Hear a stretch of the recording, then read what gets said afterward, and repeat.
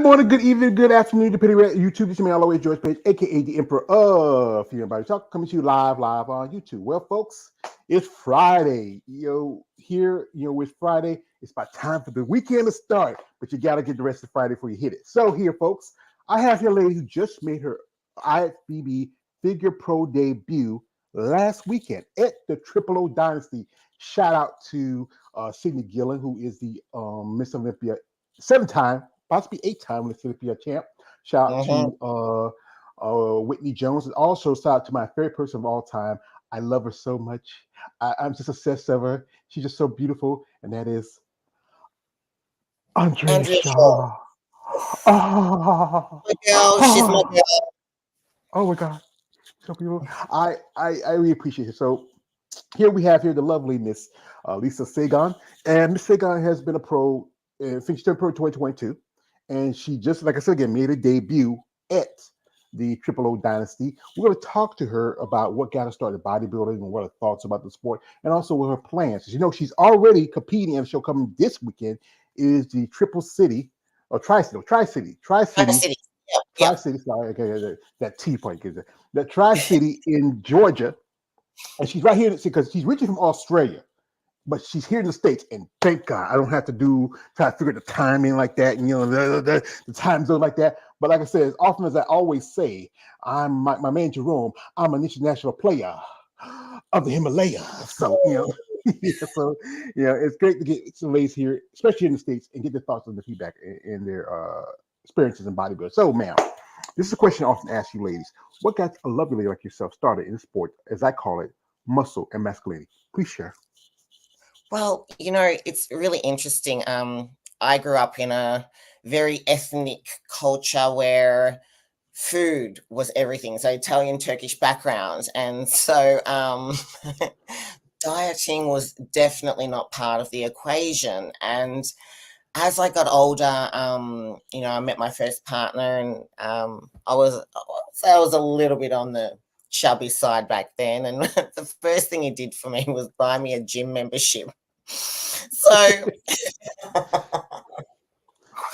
so look, fast forward about 5 years, I got addicted to this, to training and being healthy and being fit and what have you. And one day I walked into a gym because I moved towns, and I walked up these stairs. And as I was walking up these stairs of this gym, there was just these physiques I had never seen before in my life. I actually didn't think women could look like this.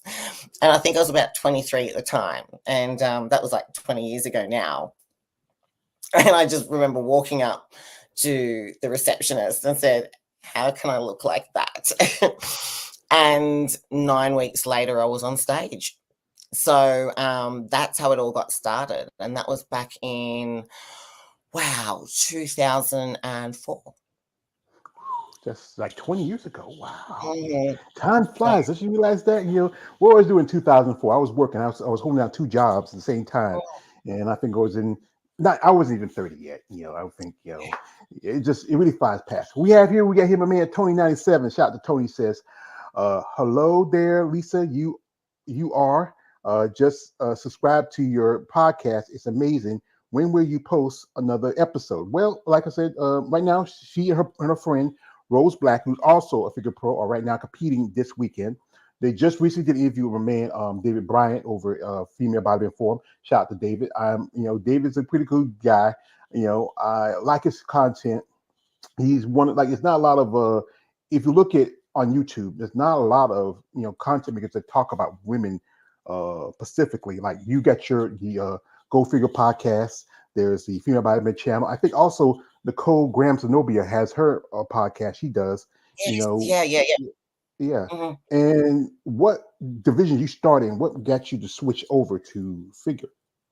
Well, I was always in figure. I just admired muscle, and like, I'm 5 foot, so there's not much of me in stature, and so I was it was always very easy for me to put on muscle. So I don't think I ever really was going to go into the bikini side of things, or the other categories. I was just in awe of like my idols like Corey Everson back in the day, like she was just my absolute like amazing, idol.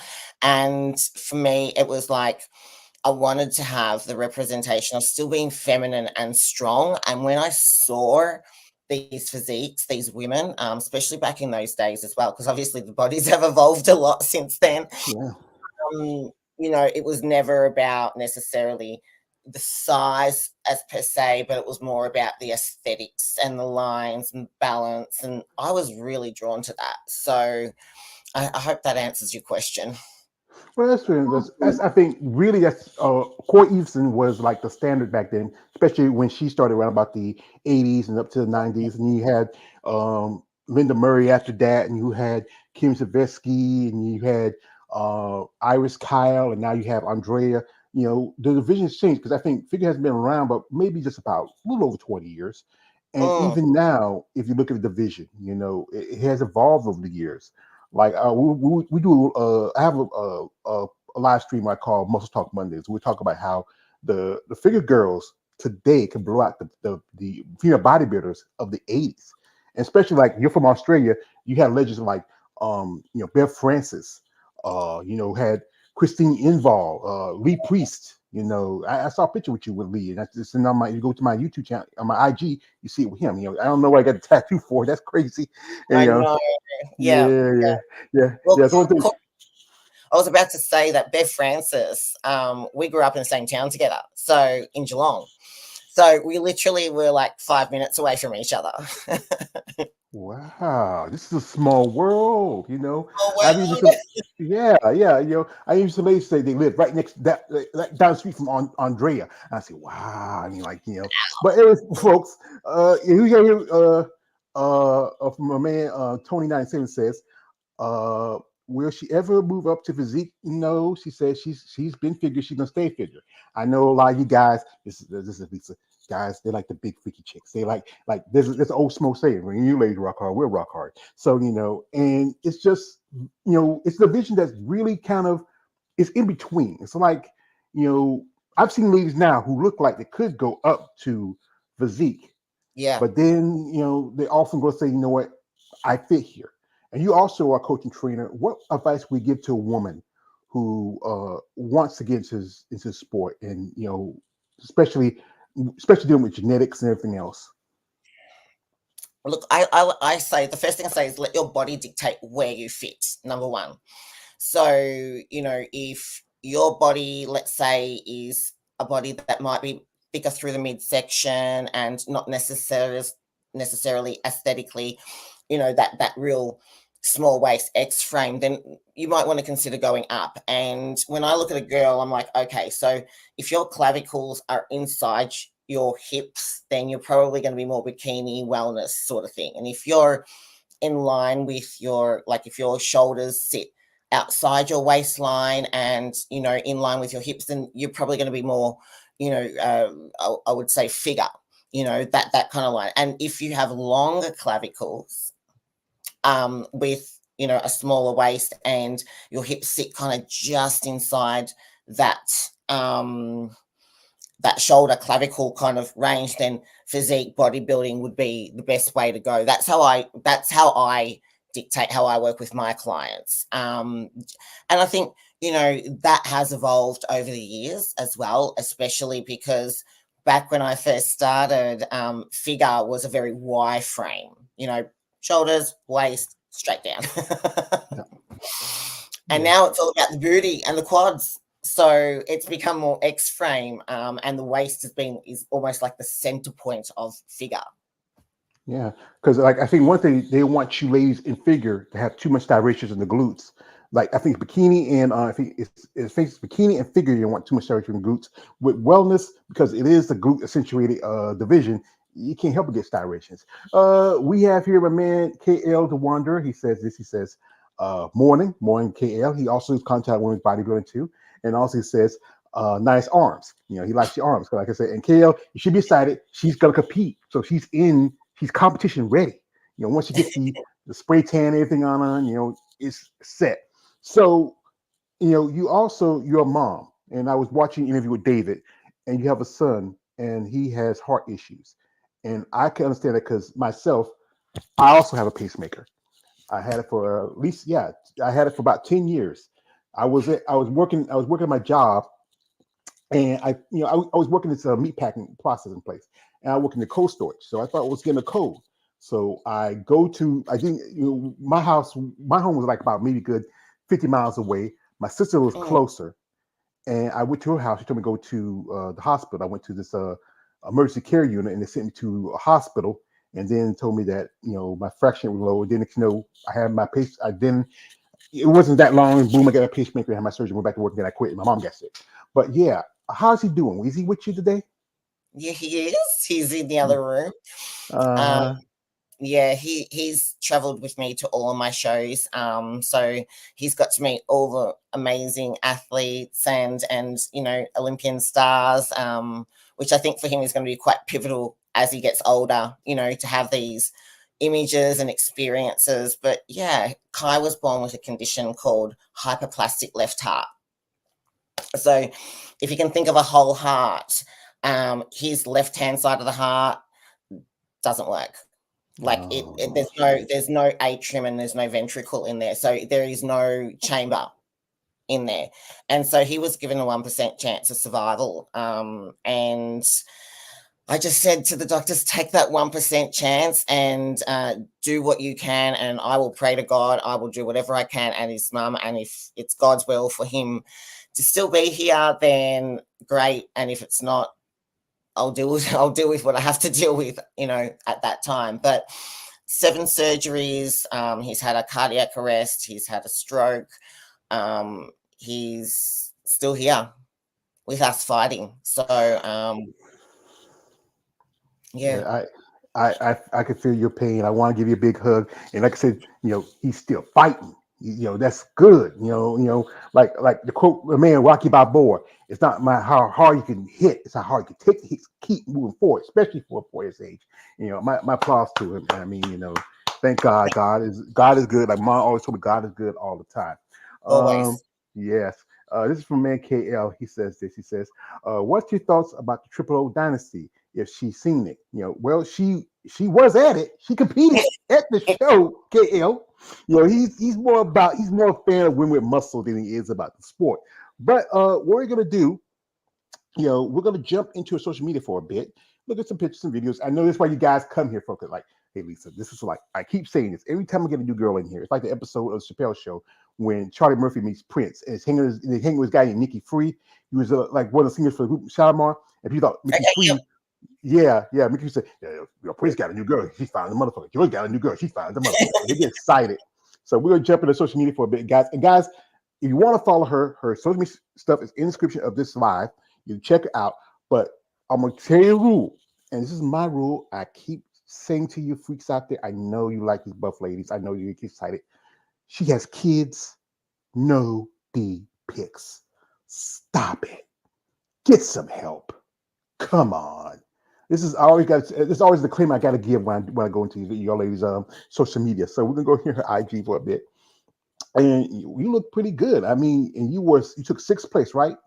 I took fourth place in the Fourth place. Open next to Oh, Wendy's one of my idols I've been following for like 10 years.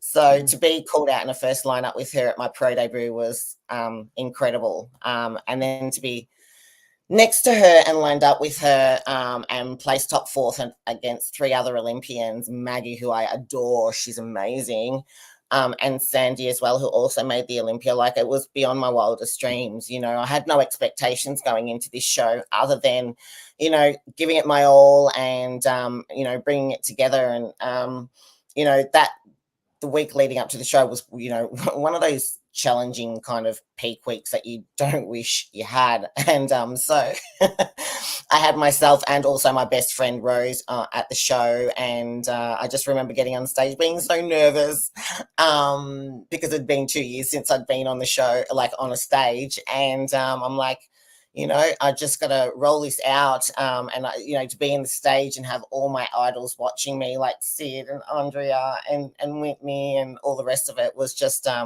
a beautiful experience. Yeah, and shout out to Sid Gillett for she really stepped up for this. Her, Andrea, and Whitney. Sid put up like extra $4,000. Which Mm, Wendy won. I've been in contact with Whitney for before. I hope I get her on maybe on for a live interview one of these days. I felt like it was going to be between most definitely between Whitney and Maggie mm. because Maggie looked pretty good. I mean, I think I don't know what show she's going to do because somebody saying something about I don't know if the Vancouver Isles going to have figured this year because they just had picked up wellness last year, Yeah. and here she is on stage between two Olympic level competitors. That is Maggie uh, Watson. Here comes Sydney. Oh, they're moving you around. What was that Yeah, feeling they, like I when wish they did the comparison between me and Wendy. Like, that would have been awesome. yeah. And what was that feeling like when you that first time being on stage with these Olympic level Oh, competitors? it's like because for so many years I've been watching these girls on YouTube and on other social media platforms, and it's a surreal feeling to go, oh shit, like I'm on the stage with these girls, like what the fuck. Yeah, I hear. um it was exhilarating, it was euphoric, it was exciting. It's something that I'm going to have with me forever, and it's a story that I'm going to be able to tell my grandkids one day. Like, no one can take that experience away from you. So Yeah, yeah. yeah. I heard it was, and there goes your little man right here. That He's was when I won my pro card. oh, The first thing I did is I just ran out there and yeah, came straight to my son. well, you look pretty good. I mean, and that was back in 2022 when you won your pro card. 22, Yeah, correct. and it's you have a great physique, you got a great look to it because you are kind of short. I think with figures more like for the taller girls, but the shorties can do pretty good. Here's Rose. Rose has a nice Yeah, physique too. Yeah, I know Rose Rose is does some couple. Mhm. she's got an incredible shape. Like, her structure is amazing, and she's really tall. Like, she's like, oh, 5'10". Ooh, that's tall. Mm. Yeah, yeah. I think like I said in here. Also, I said again, she's also a coach of trainers. Here she gives some advice. So we're gonna play this little video she has. You check it out.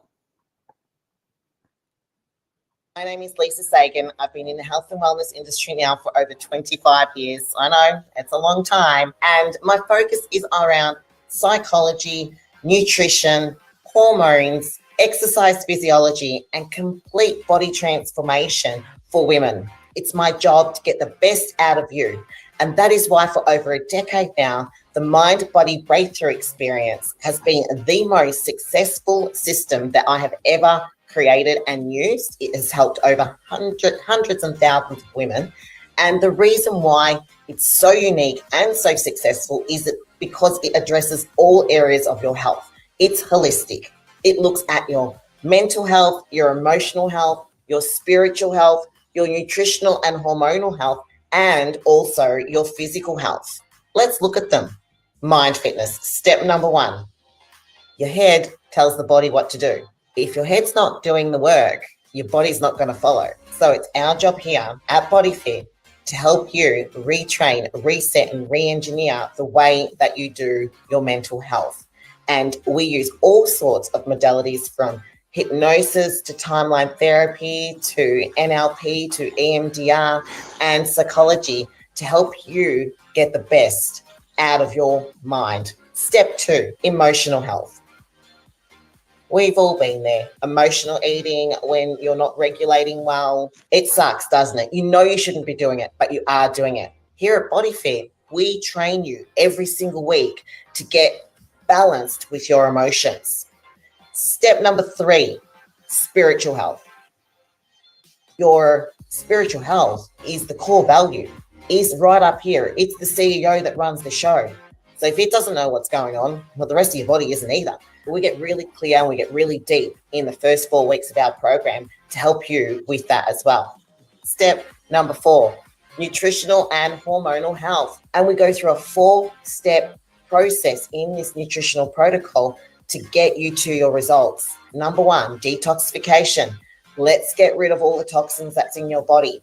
after we've kind of like done the chemotherapy there, we want to put all the good stuff back in. Okay, and that's the reset phase. That's putting all the vitamins, the minerals, the supplements, and the macros back into your body and laying the slab before we build that amazing house.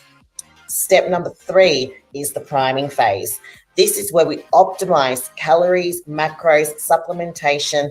This is where we create that lifestyle management where you're able to sustain the food that you're eating long term. And it's important that we do this first before we move into the change phase. Priming the body means optimizing the body, right? If you've been living off 500 calories a day and then I want to put you into a changing phase, which is, dropping body fat and putting on muscle, what am I going to do with 500 calories? So we want to optimize all that first. What we take into consideration here is your lifestyle, is your food preference, is what you're going to be able to sustain and maintain over time. When we've executed that for about 4 to 6 weeks, we move to what we call the change phase. Now, the change phase is where all the magic happens. So whatever that goal is for you, whether it's increasing your performance in the gym, getting stronger, recomposing your body, getting that summer body, we set up step 4, quite similar to that priming phase. All we do is manipulate it by about 10 to 15%, change the timing of the food around, and execute it for 4 weeks. At the end of 4 weeks, we have a 1-week diet break, jump back to that priming phase to remind the body and the mind that the change phase is only the change phase. If we stay there any longer than that, guess what's going to happen? It's going to be your new base rate, okay? And you'll be in a deregulated state. So regular breaks throughout the change phase is really important. Step 5, your physical fitness. How will you put together? In part of the onboarding process, what we do is get a DEXA scan, get some photos, look at how you're put together. We get some strength tests done as well, so that I know how I need to train your body to make sure that it's getting the results that you want. And we do this, assessing your body on a weekly basis, whether it's on an online platform or it is face-to-face. I use a system called Recomposer, which is absolutely incredible. It is sophisticated, it is hybrid, and it is guaranteed results. And I've been using this system now for 13 years, and it has never let me down. It has helped me build my physique and also hundreds and thousands of women that I've worked with. So now you have a little bit of an understanding into what the 5-step process actually is. And remember, you're only as strong as your weakest link. So every single week, we're going to be looking at how you're doing your food, your training, your exercise, your stress levels, your digestion. It's essentially a mini naturopathic test every single week. We set some goals every single week to make sure that over the next 7-day period, you're set up for success. So if you're ready and you're ready now to make a change and you're serious about investing in yourself and your health, then let's have a chat. Let's hook up. Click that link below and let's get started. All right, folks. So if you're serious, click the link. But I know you guys, you're not that serious. You don't here for a reason. You want to talk to a buff chick with nice muscles. So yeah, and this is where I see this picture here where you won your pro card. And to get something you never had, you have to do something. And you look pretty good. What was that experience like when he said you were IFB Pro? Oh my gosh. This has been my dream for over a decade, and I get emotional thinking about it because I prepped for my pro card in lockdown in Melbourne, in Victoria, where we only had like a 2.5 mile radius. We were curfewed at 8 p.m. every night. We were rationed on the foods that we could get at the supermarket, and all the gyms were closed. And so I ended up buying some equipment from one of the gyms that had closed down and literally did my whole prep in my garage until the last 4 weeks when everything opened and we were allowed to go back to gyms. And in that 2-year period leading into my pro win in 2022, there was like 10 lockdowns. So 10 stop starts for the prep, which was, quite challenging. Over that time there as well, my son had a cardiac arrest halfway through, and I ended up having to do CPR on him for 30 minutes because his heart stopped. And then the rest of my prep was actually prepping by a hospital bed after he had his pacemaker put in because he had to stay in hospital. Yeah, that's So tough. I mean, that moment where I literally fell to the ground was like, it's like a pressure cooker. Like you're in this go-go mode, and it's almost like you're disassociated from the trauma and everything that you've gone through just to get through to that next step. And that moment was like the moment where I could release all that, like it's done, I'm there. But it was one of the most incredible moments of my life, because it was like my son was there, he fought for it as well. And that was, like I said, that's what I did it for. I did it for my son. That's good, because I know, being I love my mother. She, through the pandemic, she got the virus and she passed away because she was already sick. I was taking care of her, and and there's an old saying for a movie called Psycho where a boy's best friend is his mother, and and you also have another child. You have a little girl. No, I've just got a boy, Got a but boy. I have Okay. a niece that's like my daughter. Oh yeah, I saw the picture. I thought it was you. She looked just not like you. I thought she was your daughter almost. But yeah. Yeah, they all say that. Yeah, she's my little girl. Well, that's you might would say, like, I can say, because I practically help raise my nieces and nephews, and I have one of my brother's youngest son. Some people thought he was my son because me and my mother took care of him like 2 3. He was autistic. He was kind of like the closest thing. I don't have no children of my own, but he was the closest thing to me having a child. Here we got here from a man, KL. He says, okay, now I know, nice pictures. And Thank you. says, what place she was in. Again, in figure, she was fourth. And she was like I said, you were, like I said, if they still had the point system, you would have done pretty good. I mean, but as the sport has evolved over the years, what do you think they need, especially for your division? As you know, there's like one big thing where the whole thing about the Triple O was because the fact was the Arnold, he kicked out your division after the show, and he said, "Get to the chopper." What? Yeah. I got to do my Arnold every now and again. I as a kid, I loved watching the movies. Terminator, Predator, all that. But now stuff I've learned since I've done content, he's really not a fan of you ladies in the muscle or more muscle divisions. Yeah, look, it's a really tough conversation to have, isn't it? Because I remember watching Pumping Iron. I remember getting excited about, the divisions and things like that, and seeing the Corey Eversons and Bev Francis and everything like that. But the Arnolds was where I first entered into the IFBB NPC. And it was an incredible show. And so I think what Sid and Whitney and Andrea did was give us women a platform that was essentially taken away from us. I don't agree with what was done. I don't agree with the reasons why it was done. We have proven that figure and physique and bodybuilding are here to stay, and it's a strong division.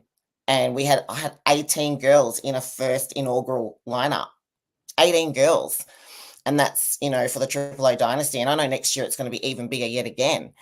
So does that kind of answer your question, or are you more looking at like where the divisions should be going, or how they're categorized now versus the past? Well, like I said, that's a good answer you can give me. You don't have to do anything too technical, but yeah. I understand, because I think it's about divisions evolving.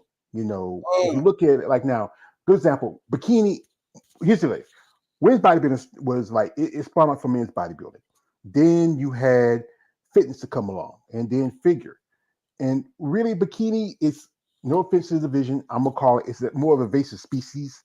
It was brought in to the sport, but it Yeah. evolved with the sport. and wellness is kind of the same too. It was brought in and evolved with the sport. If you Mm. can, like, if you go back to how bikini started, it was more like, companies like Tropicana and and Hooters. Those girls were a little bit more like pageant girls, and these women now bikini, like I said again, they could blow out women in the 80s and 90s out of the water. But like the Okay. thing is, Yeah. yeah. Perfect But example. go ahead. When I first started figure, okay, so I'm going to talk kilos here because I don't know what this converts to in pounds, but I was on stage at 43 kilos. So that's what, 95 pounds? About 80, I think it maybe about 90 or 80. Tiny. And that was figure. And that won me an amateur universe title in a different division, like in a different federation. These days, that wouldn't be the case in figure, definitely the muscularity has grown. The shape has changed. I would say these days in figure specifically, it's probably starting to get upon that excessive line. Okay. I think that physique and bodybuilding are great for all those muscles. Like, you get as big as you want. But I think with figure, it's all about balance, right? And it's not all about size. Mm-hmm. So, in my personal opinion, I think that if the specific to figure, right? If we keep evolving and keep, awarding bigger and bigger bodies, right? Because the judges can only really award what turns up, then we're going to end up like these bodies that we have in figure right now. 10 years ago would have been physique. So I think in terms of the evolution of the sport, personally, we need to take a really good hard look at where that line is and be a little bit clearer about where that line is. Don't get me wrong, I love the physiques and I love the girls that are on stage. They're amazing, incredible, phenomenal. But it's also how far are we prepared to go? And I'm really orientated around health, as you obviously read earlier. And there's been a lot of stuff going on with girls' health. The more bigger that they get, and I've seen that, and that concerns me. Yeah, because I think one thing is that the body can't even with muscle, it can't tell the difference between, like, I'm fat, I know. It can't tell the difference. It's all, a lot of, especially on the effects of the heart, you know. Mm. And I think this should be, I know they always have, they always put in guidelines for the other divisions, especially for men's classic, which is, well, it's y'all, it's the male version of y'all division. That's what that is. Men's physique, that's the male version of bikini. And you have, they get a lot of guidelines. I know I interviewed a gentleman, his wife and him one night, and he's a pro classic physique competitor, and they have the guidelines that you can't come in too much taller, too much bigger. But I think they don't really set no guidelines other than bikini. I think wellness, they don't really set guidelines for the other divisions. I mean, if you look like this is one of these guys. Just I mentioned this girl here a while ago in my comments. My man, Vinny. I thought she was going to win in her debut, like Tessa Mitza, who did the Charlotte Pro, and she did Charlotte Pro the same week as Triple Dynasty. I want to show a picture of Tessa. This is her right here, Oh, and yeah, and I don't know. Maybe it's from the outside looking, you thinking she could be physique, but I yeah, know that's kind of different look especially when you're prepping compared to when you're in conditioning your shape. But yeah. if you look at somebody like the top three competitors, Sid has that look that's very streamlined, very feminine. You look at Jessica Reyes Padilla, who's competed as a physique competitor in the past.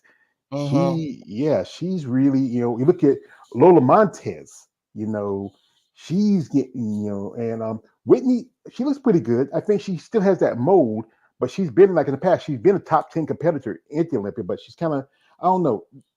It's what, like I said again, it's what the judges see before them, Mm, and mm, you were there, you saw Natalia Cuejo, who is, was a Miss Olympia physique champion, Whitney Jones, mm-hmm. even you look at, and something else I want to pull up here.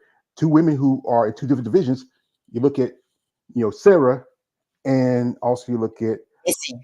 Missy, and you in your head you say to yourself, are these two different divisions, or could Missy, because she just had an injury, and it might be a while before she recovers. Could Missy like do figure in your thoughts? Oh, hands down. We had a podcast with her last year, Rose and myself, and I'm like, so like, would you ever consider going into figure? And she's like, maybe once my, the body, doesn't hold up doing, because it's quite extreme fitness. Like, you really put your body through it. She's like, yeah, I'd consider figure, because for me, like, she's got the perfect structure for figure, right? When she comes in, I think it's amazing. I think where we draw the line is it's the muscle density and the thickness that I'm starting to see in figure competitors that is actually making them look like physique competitors on stage. And then what's happening is when they get awarded, everyone's like, okay, well, that's what I have to look at. And then the next thing you know, we've got more competitors pushing that line. And then what happens? What do they do to push that line? Well, they're taking, I'm just going to say it, they're taking more PEDs. They're putting their body at higher risks. And, over the last 12 to 18 months, there have been 23 women, 23 pro athlete Olympians and pro athlete women in our sport that have had sudden death. And over the last 2 years, there's been 137 IFBB pro athletes that have died. Like, how far do you have to go? This is what I'm saying. It needs something needs to happen to get it regulated, and it's something I'm very passionate about because I love the sport. I've been in it for 20 years. I want these athletes to have longevity in the sport and not to be in such a hurry and such a rush to get there. Because when you get at the top, what happens there? What happens? Where do you go? What do? You keep pushing more. You keep pushing that boundary. So I think that's something that I'm really passionate about, and other girls, they talk about it as well. And, it's something that I feel needs to be addressed. Yeah, I think a lot of ladies don't want to talk about, especially about steroids and PED use, because they feel like, okay, one thing about bodybuilding, it gets picked on because, okay, you're on steroids, yeah. But steroids don't like a small factor to become a bodybuilder. Yeah, you follow your diet, consistency, working out, recovery. Like you said, she was a little bit late because she took a little extra rest, and that's important. Rest is important. A massage is good for you. See, like this one thing. This is, remember when people say trust this process, but one time I was talking to one lady, says it's not about trusting the process. Once you understand the process, then you can trust it. Sometimes you just can't put your blind faith in something. And we had a lot of deaths. I know one lady I know, there was always controversy about her passing. And this lady I had a pleasure to interview a while back. When she died, it kind of broke my heart. And I know you know her well. This is a lovely, she was. We did an interview a while back. She was one of my early interviews when I first started my channel. We had to work a time zone because she's in Australia, and we were in contact for a good because I know she moved back to the United States. And I know people talk about, well, what she no, it was an accident. People, that's what happened. It wasn't what everybody want to think. A friend of mine who was a friend of hers told me that. And it's tough. She was so young. She had so much promise. I know you knew her well, but really well. Yeah, like, she was one of my closest friends. We would train together on a weekly basis. We'd be on the phone every single day. And her biggest dream was, to qualify for the Olympia, get on that stage, and then she wanted to retire after that. She wanted to make it. So it's funny you should say that, because for me, for this prep here, coming into this, it was to live her legacy. So coming into Tri-Cities, I am going to do everything I absolutely can to try and get that qualification. I know I'm new to the scene, and, people go, manage your expectations and all that. And I'm like, there's this part of me that's going, well, I'm still going there not to make up numbers on the stage. I'm going on there to give it a good hard crack. And that will be for Chrissy. Yeah, we say shout out to Chrissy, rest in peace. My condolences to her family. She was a great young lady. We were talking for a good bit. I was hoping to come back and do another interview with her, but I think she said, this is for a man. KLE says, how many successful stories you have with your clients, and how are you how do they move on for better? If my questions make sense, so is your clients a mix of competitors and just regular people too, or is it like Yeah. So Rose, first of all, Rose did her pro debut at the Benweta Nationals last November, and she placed second next to Shara at her pro debut. Right. So pro debut, placing second next to an Olympian, and she had 4 years off. So pretty good. Then, and she's a lifetime natural athlete. And then at this show here, they had her placed, I think it was like second last. We're still waiting for feedback on that.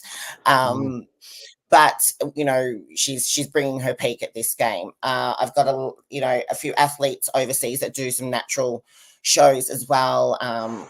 I've got a 50-year-old lady at the moment, and you wouldn't even know she's 50, and she's going for her pro natural Pimba card as well. And yeah, so over the years, all of the girls that have placed on stage, I'd say, oh, gosh, I couldn't count them off the top of my head, but they've always placed in that top 5.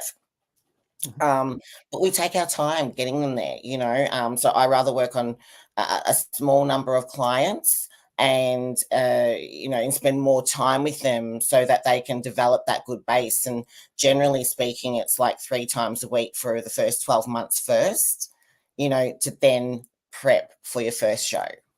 Yeah, I know a lady that was also competing at the show was 72 years old. Oh, Missy, yes, we've interviewed her too. She's incredible. I wouldn't think she was 72. I think maybe her 50s, just about. Yeah, you would think it. 72. This is from a man, Lawrence Perkins. Shout out to Lawrence Perkins coming through. Says, good morning, Lisa, George, and everyone in the chat. Thank you, Lawrence. Good morning to you. Also, he says, Missy definitely still working on her condition, and taking a step at a time is very important. Yeah, and this is also from a question from KL. Says, how many interviews you have had so far on your podcast? So your channel still, you mostly do a lot of interviews with a lot of figure competitors and some other competitors here and there. How long has your channel been on now? We have just gone 12 months and done 63 podcasts.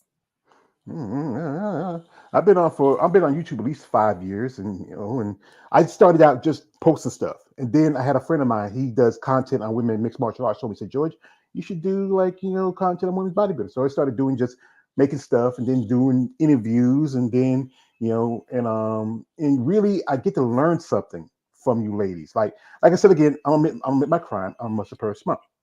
And and sometimes something about you ladies you complete me. You just you just kind of sight me like I'm a dog chasing cars.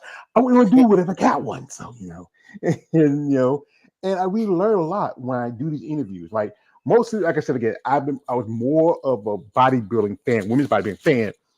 I was a big fan of either of the divisions, but I really see a lot comparisons. Where how a lot of these start out in divisions and grow and develop. And I've done some interviews with women figure, physique, so even bikini. I've done some interviews with them. A couple girls who amateur in wellness. I really learn a lot when I reach out to you ladies and get your story. Here, this is from my man Lawrence. He says this. He says, "Keep on going, Lisa. Your podcast will change lives on this planet." Shout out to him again. Also, he says this. He says that new Joker movie's coming out, George.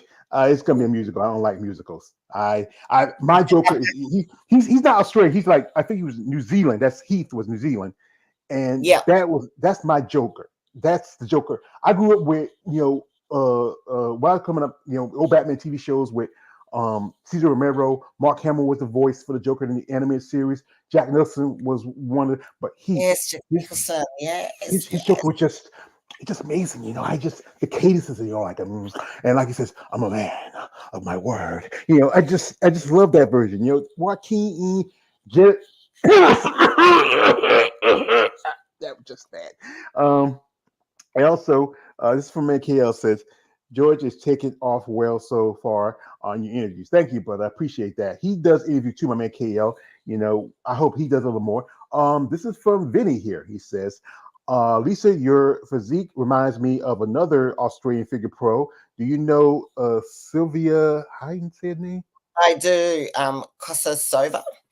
Oh, and will you have her on your podcast? So, you know, Absolutely. We always reach out to our Australian podcasters or Australian athletes as well. And over the last 4 months, I've been purely focusing on my prep, but we've got a whole line of athletes coming through over the next few months after this weekend's show. well, like I said, it's good that you're doing it. If you, like I said, hey, you want to shoot me out? I'll be a welcome guest if you like. And I don't know if you cuss. I'm not a pretty buff chick with muscles. I'm just a big fat guy with a beard. I think with the podcast, it was originally designed to kind of highlight women in our sport and women wanting to come into our sport, so they have like a one-stop shop where they can come to and ask questions, reach out to athletes, but also judges, also health experts, psychologists, everything. So we're kind of rebranding and redesigning it now so that we can also have a place where women in our sport can actually get resources and support from that is going to help them be the best athlete that they can. And also we have a yearly athlete search where we will sponsor one athlete around the world with all of their expenses for comp prep as well. And this is one thing that I think is really important in our sport, because I still somehow think that we're second class citizens to what the men get in the sport. And so like someone like Sid Gillen, 7-time world champion, gets 50K, and then you've got someone else that gets $500,000.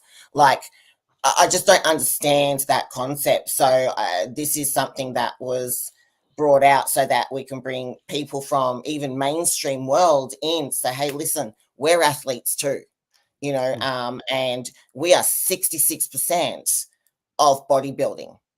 There are more women in bodybuilding than what there are men. Yeah, because there's 6 divisions. You got women's open, you have physique, you got figure, you have wellness, you have bikini, you have fitness. Where with the men, it's only really 4, with men's open, 212, men's classic, and men's physique. But we all know this, and this is the truth of it. The men's open division is the bottom bitch. If you know the pimping game, that's the one that makes the most money. You guys like Lugford and Heidi and Big Ramy, they'll get the big checks. Even Sebum doesn't even get a big check. He's like probably one of the most popular guys in the sport bodybuilding right now. Everyone knows Sebum. Yeah. General population know who he is. Yeah, I think people like his Tom Selleck mustache. That's what he has, that porn stash. I mean, if for you guys who don't follow guys, it's Christopher Sebum. That's who he is. And that's most guys don't really follow the guys as much. But as a kid, I used to like watching bodybuilding. I used to like guys like Arnold and Lee Haney and Dorian Yates and Lou Ferrigno. Arnold. I remember watching Puppet Iron when him and Arnold and Lou on the back of the bus, and he's like trying to like and Frankie, and also Arnold, your muscles are so Arnold, our muscles. And people, this is what people associate bodybuilding with. It's like these 2 guys, Arnold and Lou. You had Terminator, Conan Barbarian. You had Incredible Hulk, but it's not considered a mainstream sport by the everyday person. And yes, it's more expensive for you ladies because the guys got to wear a pair of banana hammocks and board shorts. You women, you have to get your hair done, your makeup done, your posing suits right there. That's killer. Yes, started on that. Yeah. Then you got to talk about your coach and your diet and your food. It just is so much to this. And I think you got to think about it. I think Whitney did pretty good. She walked away with $7,000. That's pretty good. I think maybe next year to get more promoters, if you can, this one thing they might have to do. They might have if they add like wellness and bikini to the show. I think more promoters would, sponsors would jump on it because those divisions are a little bit more aesthetically pleasing for the mindset of the everyday person. We got a comment from my man Vinny says, I wish there was more sort of medical staff at the spot for every show to prevent injuries and death as a monetary requirement before promoting shows. And that's what it is, because one lady who I talked about before, that's Alana Havani, when she was in Spain for I think it was Europa show, she passed away because they didn't have medical stuff. Like if you watch like here in the States, football, or football and your Always football, there's always medical staff just in case. You see guys get hit and knocked around. sporting event. Yeah, it's a sporting event. You need to have that. It happened in another federation where I think it was the WBFF, where a man backstage passed away and there was no paramedics. And then one of the girls who was a nurse who was going into the transformation division, just about to head up on stage, comes back and does CPR on him. Obviously, they didn't revive him. He died there. And then she had to go back up on stage. They didn't stop the show. So I think that's a really good point to say that we do need at least first aid qualified and trained people backstage to make sure that everyone's okay. Because I know a couple of days ago, a while back, they did the show in Vancouver Island. The guy who runs it, Corey, he already had medical staff to check your blood work, everything, everything to make sure that, okay, you're healthy, you're in good condition. That's important because, like I said, again, you got to remember, even though you're up there, you're shredded, you're buffed out, you're dehydrated, you're sleep deprived, you're starving. I know I interviewed a lady a while back, her name is Jennifer Seda. She fainted at the Olympia. That was like about 18 years ago. She fainted at the Olympia.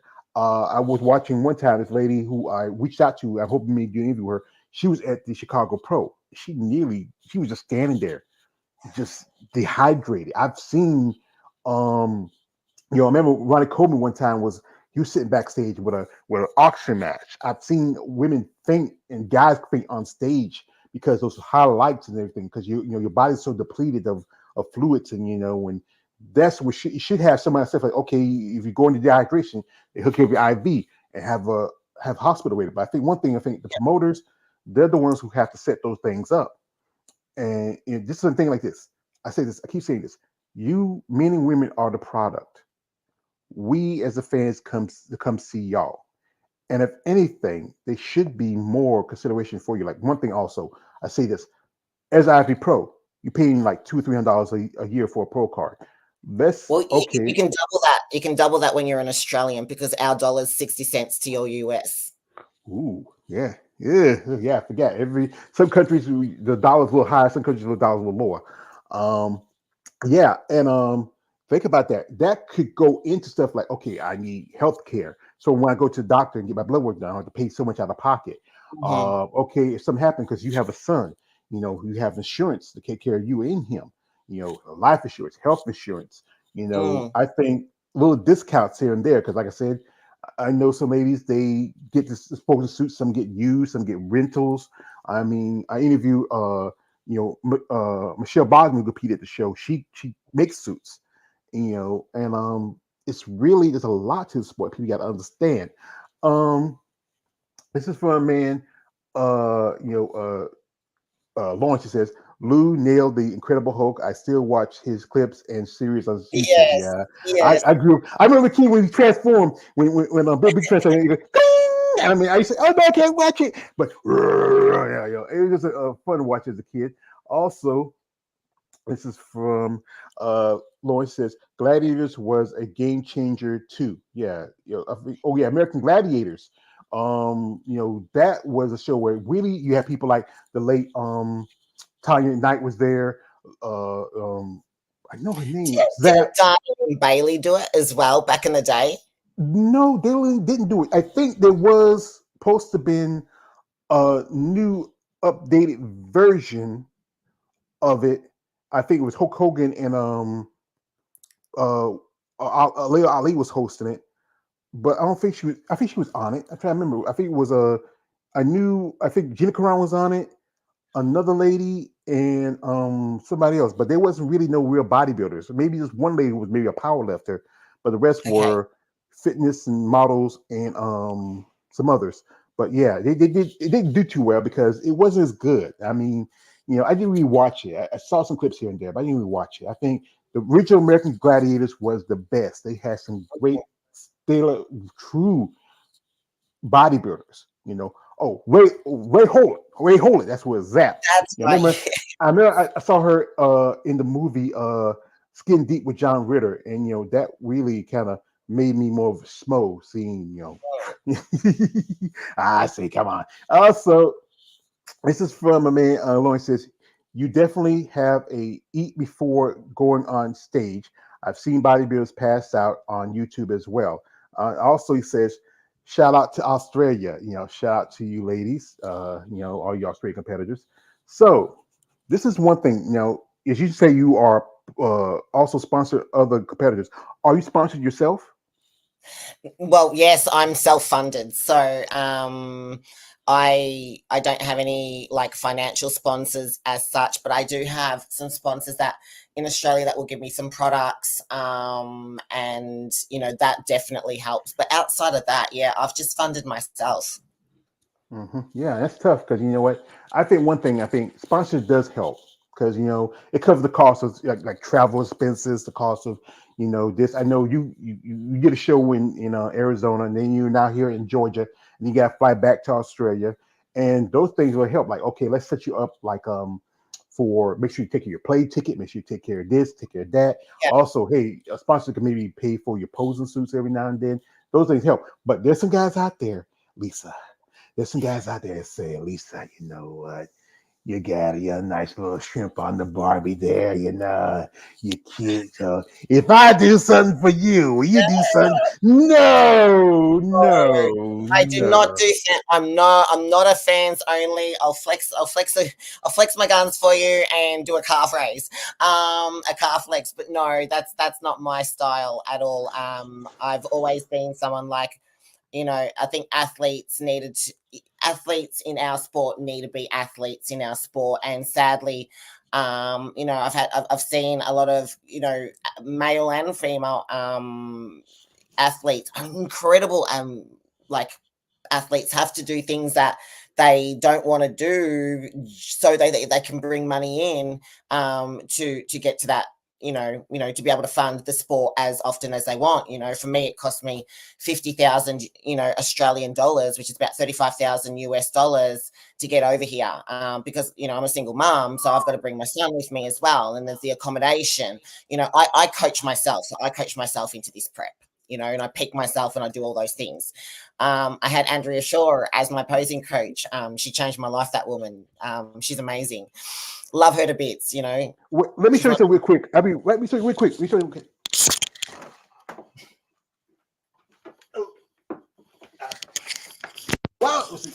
A while back, a lady, Eunice, if you met Eunice, she runs the Bad Rap. I did interview Eunice. We become good friends. Oh, Eunice Eunice, I was, love her. We've been chatting with her. She's amazing. she was at the Olympia last year, and Oh, she got this for me, and then she did me this wonderful favor. I like to show this off. This is mine. oh yes. That's why I love her. Somebody say I need to put this in. I need to put this in a frame. But I feel like I'm like that Obama snowman from the Bugs Bunny. I love it and hug it. I like call it George. And she's just amazing. I mean, she's a beautiful look. While back he does a live stream with me. I call him my brother. His name is Big Keith Wim. He's IFBB pro himself. His wife is a pro also. Keith was up there. His wife is working with her and her coach John Simmons. Yep. And Keith, while he was there, he sent me this. And I told him, keep his hands off my girl. He's my brother. I love him. But he has his hands on his girl. That's how David had his hands on my girl too. So I got to take care of both of them. I got a problem with both of them. I know Keith's a big man, but big man can go down. And David's not that much of a big dude. So I'm sorry.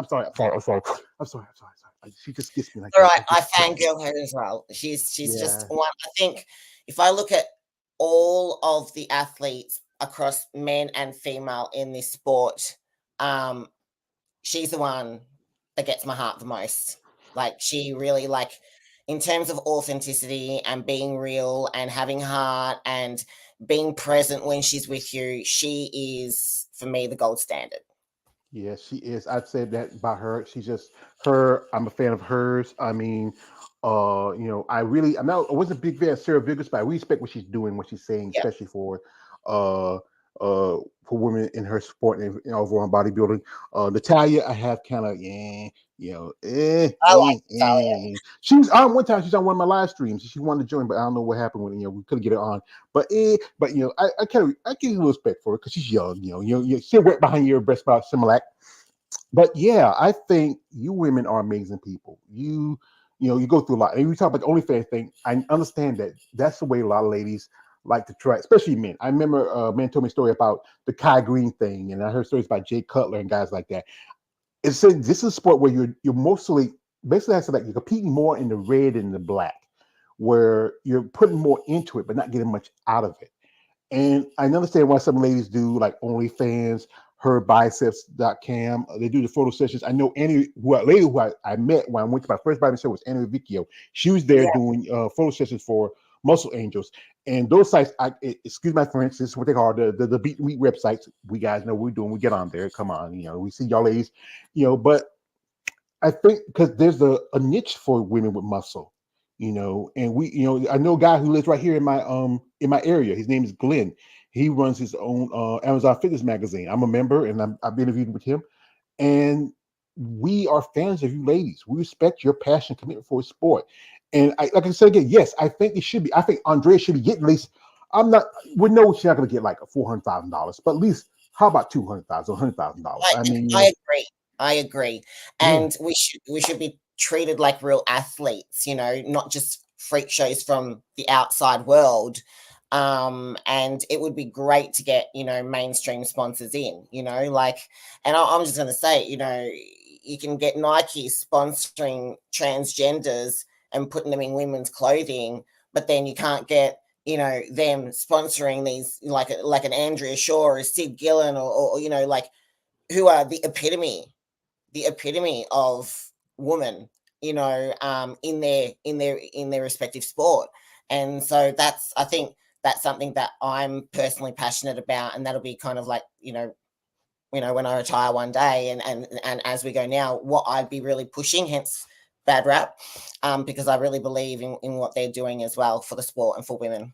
Yeah, because I think if you get like maybe like a company like Nike, Reebok, think about something like Propel. I do care packages. I see these ladies like these Pedialyte, which helps them with their hydration. Propel, which is part of Coca-Cola. I think it's Coca-Cola is a Pepsi. I forget which one it was. Those would be enough to maybe up the prize money. And also people out there who are genuine fans of the sport, especially there's guys out there. I know you're a fan of these ladies, but society doesn't like the idea of women with muscles. Because one thing, like, she's trying to be a man. I'm looking at this woman right here. She's what kind of man? And I'm just not a man. I mean, she got her shoulders are out. She got a nice physique. And you saw the pictures.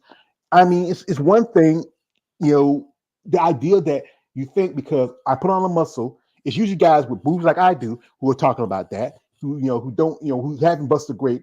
I used to work. I played football. I worked out. I used to work out a good bit, but I got too bad knees like Stone Cold Steve Austin. I need to get back to the gym, but really, you have to respect your passions. Somebody says, I don't do this for the money, but like this, the money should be a bonus to compete. I mean, like I said, if maybe like I said next year, maybe up the prize money for Triple O Dynasty, shoot the prize money for the women's bodybuilding, physique, and the other divisions in the Olympia.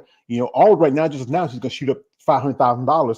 Wow, that's a lot of money. But saying, well, we don't have the money for the other divisions, but you can dig up the extra couple $1,000 to give somebody else, where you could have just, okay, let's split among the other divisions, and also let's bring back divisions that people like see. You keep saying like, well, it's about what sells. Well, when you buy a ticket, you don't buy it for the division, you buy it for the show.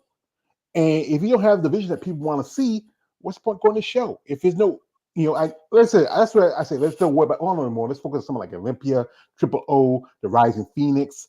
Those shows that still give y'all ladies a platform. Here, this is from a man, Lawrence, starts picking on me. He says, humble yourself, brother George. Like I say, sometimes I don't mean to be humble. Sometimes, I speak my mind, but my bite and my tongue will hurt. Also, you women are the life of the planet and the sun and the moon. Oh, thank you, Lawrence. But y'all women, you're both our greatest strength and our weakness. Sometimes it's a love-hate. We love you. Like, it's like Prince song, I hate you, but I love you. I can't stand you, but I hate you. Yes, it's how it is with just anything on the one. So, folks, it's like this. What would you want out of the sport as a whole, as a competitor? What do I personally want to get out of the sport? Well, first of all, I think I want I want a platform to be able to highlight how women can actually, you know, do the sport in a healthy way. That's the first thing, because I'm always about health. Um, what I want the sport, you know, for me personally, I want to be able to get to the Olympia and stand on that Olympia stage. That's a big thing for me. And, because for me, it kind of represents, I'm not going to be a number one Olympian, right? I know that, and I know where I can draw the line. But to make it to that stage for me, I've done 51 shows, amateur shows, to get to my 22 win as a pro. And getting to that stage for me represents like an end of an era in that capacity. But more so for me, my big passion is not the stage as per se. I'll always be an athlete. I'll always train. I'll always bodybuild. This is never going to change. But it's giving back to the sport and allowing, giving a platform for women in our sport to be highlighted and celebrated the way that they really deserve to be celebrated. And that is with a sense of equality, with a sense of respect, and a sense of recognition and reward, and not as second-class citizens. Yeah, I think that's the thing. I think last month was Women's Month. In women, you contribute a lot to this world. You are mothers, you are wives, you are sisters, you are girlfriends, you are nieces. It wasn't for, well, you needed us too, because it wasn't for us. But a strong, like I said, my mother, she had to raise me and my brothers and sisters and nieces and nephews, and that was my woman. And when she left, I just feel like I didn't have much. But this is why I do content like this, because it gives me a purpose to give you ladies a voice. Because you know what? I said again, you're on YouTube like I am. Not a lot of the algorithms for women muscle is not as big compared to, okay. If you show somebody twerking on Instagram, that's the big thing. Yeah. Yeah, but it takes a lot of work to be. And like I say, to people out there who just thinking, okay, I pop some this magic pill and that magic pill. No, no, no. Like when you work out, what's your favorite and least favorite workouts? Favorite is chin-ups, back. I love training back. Least favorite, calf raises. Leg day, might as well say. Mm-hmm. Yeah. that's everybody's least favorite. I have a few ladies. I just interviewed a lady a while back who said she loves leg day. I say you're a mutant, because leg day you feel like you crawl out of the gym, and you're like you can't take it. But she said I like the pain of it. I can't stand up and struggle. I say you're a mutant. But yeah, it's a lot. And did you get your feedback from the judges yet? Yeah, so I went backstage, or Sandy came backstage, and she said to me that I was getting softer as the rounds were going on, so trying to keep my condition a little bit more. So that's essentially what I'm going to do in this one here. I've had a look at the photos, but I haven't had a look at the photos from when I first came up on stage to when I was last on stage. But that's what I was told.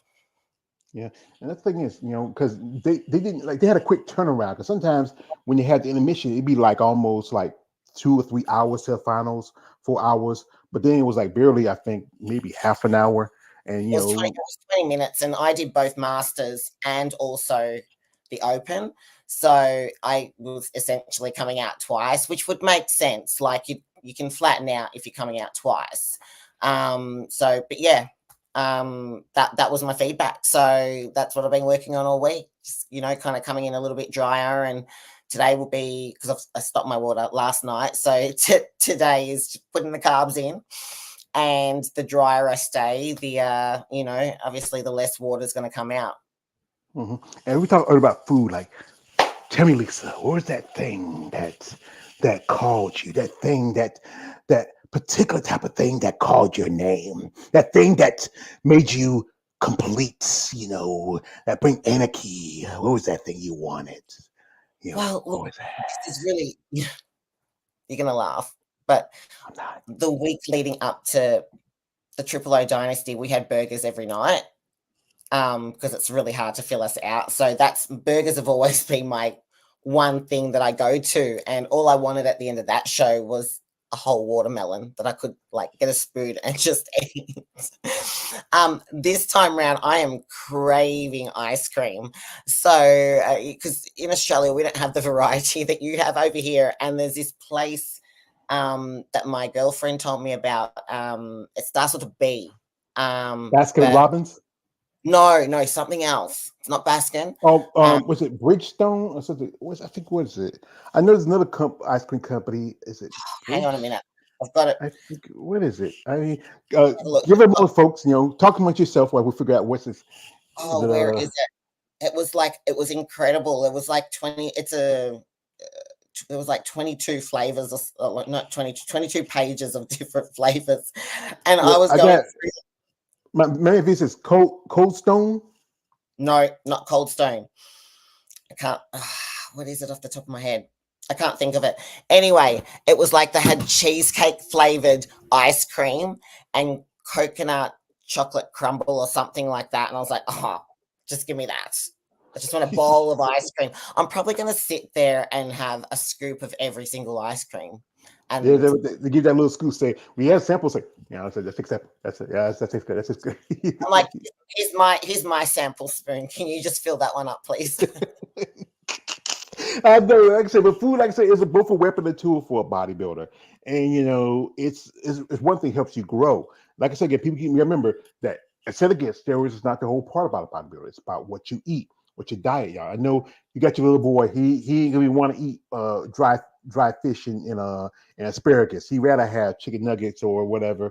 I mean, little kids, you can't feed them what you eat. And I know those days where, especially on prep, he's eating, mommy, I need this. Do that. Yeah. So, but you gotta fight those urges. And but yeah, food is both a weapon and a tool for a competitor. Yeah, Yeah. look, I think I'm quite healthy in my off season, and I kind of keep it tight anyway, so I don't have to diet hard. I sit on about 4,000 calories a day, normally, and I always allow myself 2 to 3 flexible meals per week, and that's what's kind of brought me in. Thankfully, it's when I take too much food out that my body actually slows down. So, yeah. So one of the things that, on the other side that I'm looking forward to is ice cream, but then also sushi as well, which I love. Well, you're the first lady who say they like sushi. I mean, I don't eat fish. I don't even like it raw, so I want to eat it, heat it up. Oh, But yeah, it's just that's not right thing. One thing I yum. love. Yeah, one thing I love, we have it here in the States. We have the Chinese buffet. I had some last week with me, my nephew, and my niece, and it was just like I'm a Chinese loving whore. I can't help it. It just tastes so good. I know it's not the stuff they eat, but they put it out there, and you're just like, let me get this and get that and get that. Especially the fat man. But I've been eating a little smarter. I still eat I still eat chuck every now and then because sometimes you just can't deny your basic pleasures in life. So, folks. I think it's pleasure. So you should be able to have, everything in moderation, even moderation. Yeah, I remember last time my doctor told me, said, you're doing pretty good because I've been moderate, man. Like I said, I'm pre-diabetic, so my blood sugar was too high, but I've been kind of moderate. But sometimes I indulge every now and then. So, folks, she's going to do the Tri-City show coming up this Saturday. So if you want to check it out, I'll see if I can find a link and I can post it here later in the live stream, in the video. Also, I will probably post it because, like I said, mostly as a fan, I'm more of a fan of bodybuilding, but I have reached out in other divisions. See, I don't do them because there's so many competitors in your division. I don't know them all other than Whitney and Mm, also Maggie, Lola, some mm. other ladies who, I'm still, like I said, I'm a bodybuilding fan. I used to think Wings Physique was watered down bodybuilding, but I really try to be more expansive as a content maker. It's gonna take me some time because there's so much to learn, so much to do, and some names are messed up. I think there was one lady there. Her name was Ashley Martinez. That was a pro debut also.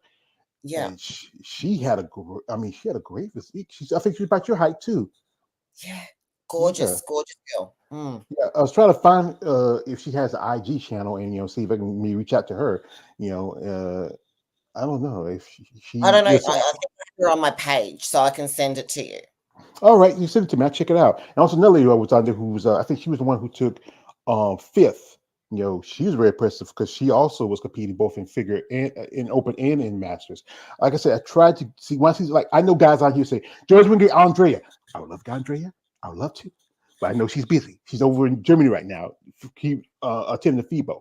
But I Well, get let me speak to Andrea for you because we've had her on our podcast. Well, like I said, my man Keith's supposed to help me out. Keith knows her.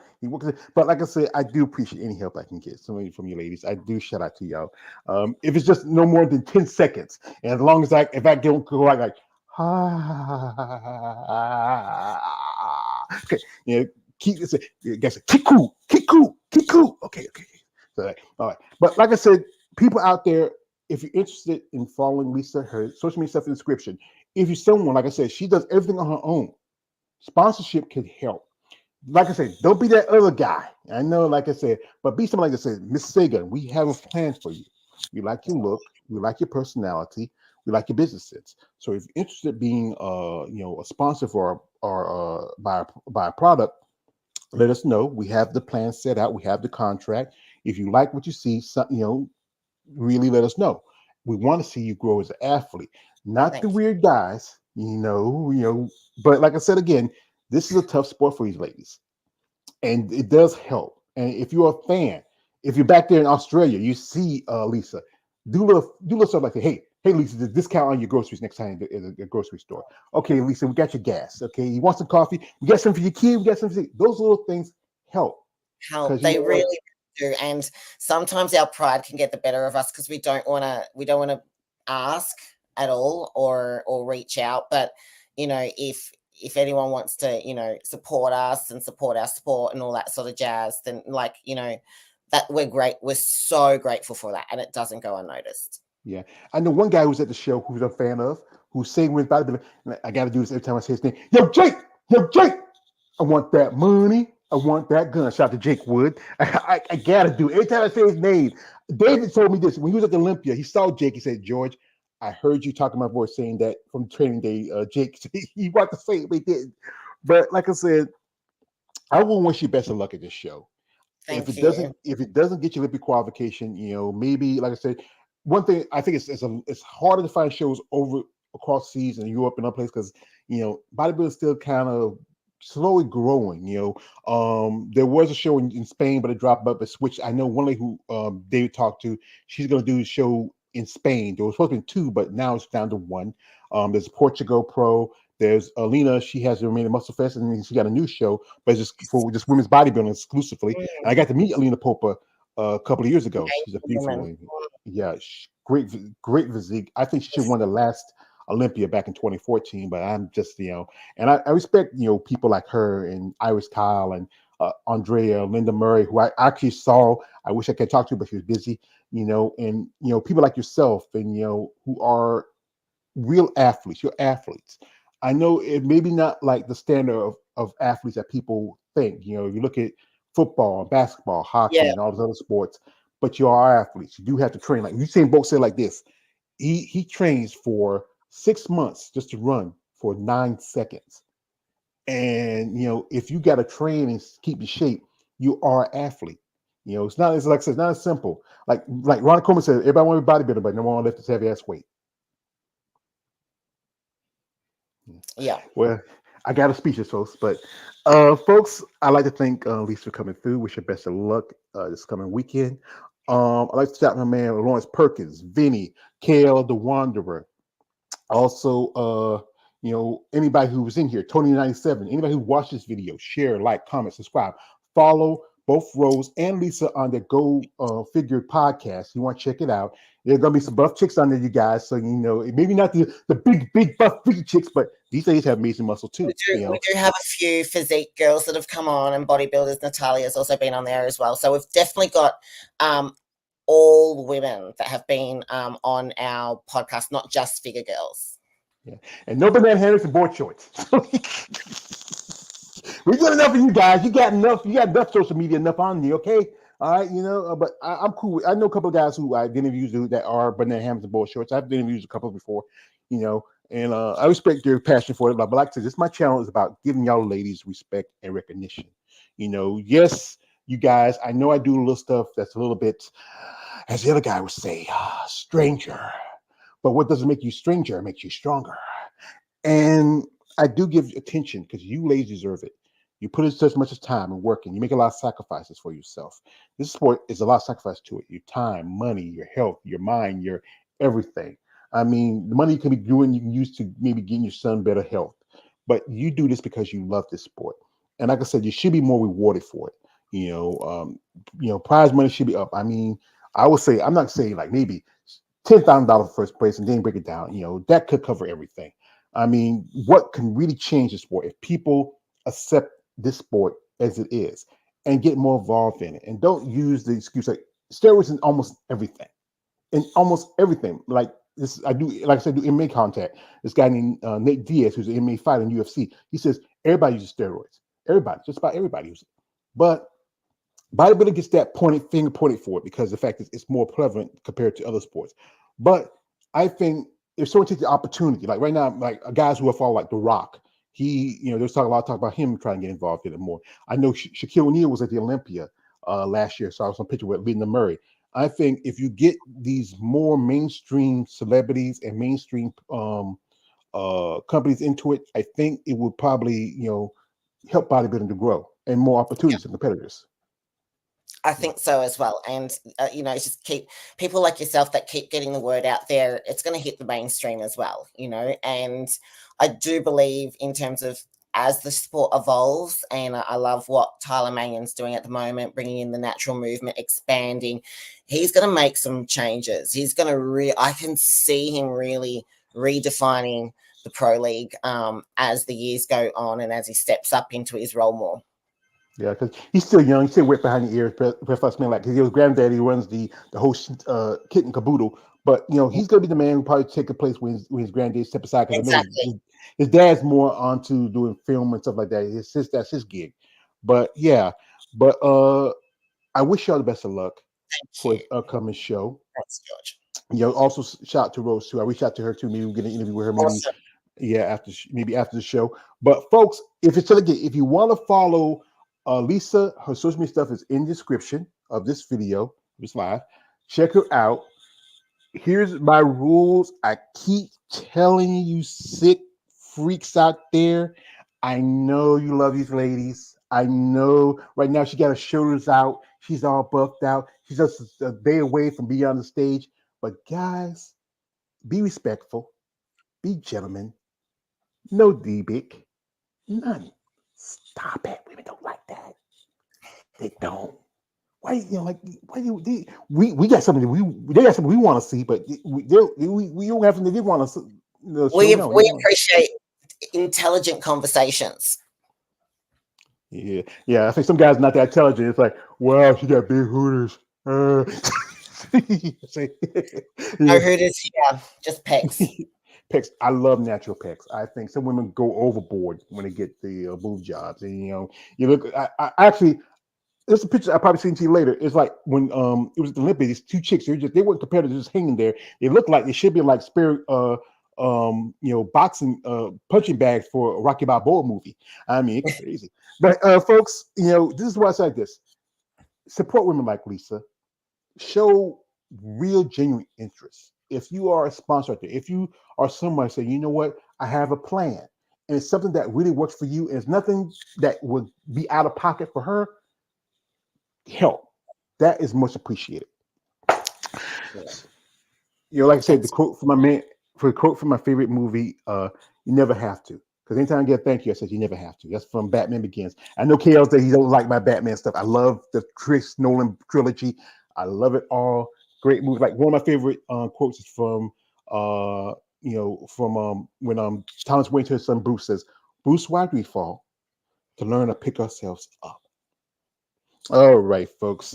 I hope y'all had a great rest of your weekends coming. Shout out to Lisa. If you want to check out the Tri-City show. It's in Georgia. If you can, go get a ticket. If you want, do they do a live stream of it? There are live streaming, and I'm going to post that up today on Go Figure Podcast. And I'm also going to post it up on my personal page, Lisa Saygun, Go Figure. Yeah, I know one of my favorite female wrestlers got her national qualifications, so Jordan Grace at the amateur part. I don't know if she's going to ever compete as a pro yet or try to get a pro card, but I think she's a great physique. Been a fan of her since she was wrestling. You know, she's really, people like her, and I think Bianca Belair, she's a pro in I think WBF. I know Jade Cargill could be a figure competitor. I mean, she's just wow. I love when she does that ping. She does that ping. That's why this rule is Jade should not be allowed to do any intergender matches, not whatsoever. So none. Her and Nikita Alliance, none. So hey folks, I'd like to thank you for coming through. I'd like to thank Lisa for coming through. Hope best of luck. Shout out to all you who watch this video, share, comment, like, subscribe. Thank you for support. And this is me all the way to page, aka the Emperor of Female Body Talk. Don't like, subscribe, and saying us, have a good day.